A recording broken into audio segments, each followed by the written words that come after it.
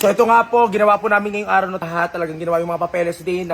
Nagbayad na po ako sa bahay ngayon. And hakot agad talaga, walang pahinga kasi gusto ko po napaka-worth it talaga itong uwi ko na to. And wala kaming sinasayang na oras. Kaya ito na po, nakita nyo po itong mga gamit na to. Nag-unbox na po kami lahat. And ito, marami pang gamit dito sa bahay na to. And marami pa mga damit. Pero mostly mga damit at mga butabot muna yung talagang inano namin. Kaya let's go. Tapos sa bahay ko naman po, dito po. Maraming gamit. Naubos-ubos na po yung mga yan. Wala na mga painting. Lahat po nandito na.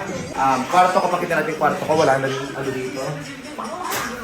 Wala na masyadong gamit. Si Lolo na natutulog dito. Kaya yun. Super excited po kami kasi first house talaga namin ito na move-on. Ayan na mga gamit. Nagawan paraan ng aking buong family. Tulungan po kami. Marami kami kaya mabilis na tapos. Yung mga yan, bukas po yung mga yan. Pero yun po, nandito po sa labas yung mga ibang gamit. Nalagay na po sa kotse yung iba. Ayan po. Ito na po ang mga gamit. Gamit ko po lahat yan. Napuno na po itong van. Hindi na po ganun karaming gamit ko kasi taga-US naman po. Kaya yan na po yung mga gamit. Naman sa kabilang bahay, nagre-ready na rin po silang mag-ayos dito. Walang cord na mawawala dyan. Dito na po lahat sila dito sa kabilang bahay. Oh my gosh, ang kalat. Shoot, ang ina parang binagyo dito. Ano to? Hindi naman na tutupi ng maayos. Okay. Okay. Oh my gosh, ang daming shoes, ang daming gamit. Finally, guys. Tatapusin tonight. Oh my God. Ang bilis ng hakot, you guys. Ayun yan. Mga paintings na slowly.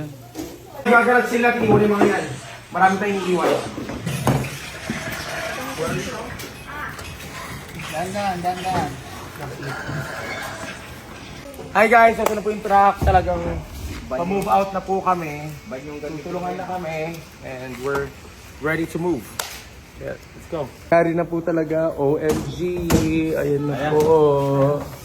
Tapos, ayan na po yung mga truck. Ang dami ko pong in-order na lalamove para lang talagang matapos ngayong gabi talaga. As in, wipe out tong bahay today. Ganyan po ako. Kapag nakaisip na ako, diretso na tayo. Ayan yung mga truck. Ayan po. Meron pang isa doon. Marami po yan, mga 8 na trucks to 10 trucks po ang pina-order ko para ma-wipe out lang po itong buong bahay tonight, di ba? And shout out po to Father and his friends. Tumutulong po sila lahat, di ba? Talagang wipe out kami tonight sa bahay. Ayan sila. Ito na kami sa house. OMG. Yan ang buong family. Naglilipat kami. Marami pa sila doon sa labas. Yung mga, sila po ay nagbubuhat na. Yan na, pahinga muna. Currently 4 AM na po. Yan na, 4 AM. Pagod lahat.